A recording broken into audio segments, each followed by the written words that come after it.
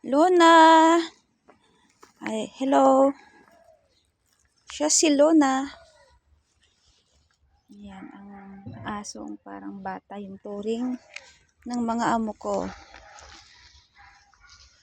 Bibi nila itong aso na to.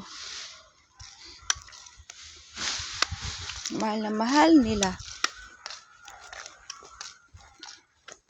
Luna, where are you going? Luna, napaka-smart nitong aso na to, alam nyo ba? Train yung amo ko.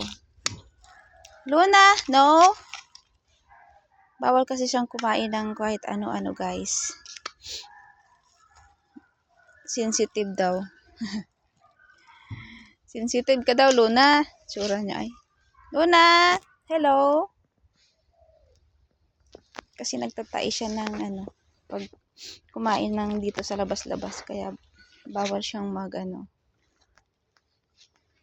kaya binabantayan ko, kaya hindi ako nagsiselfon ngayon lang. Joke. O sige na, hanggang dito na lang, bye.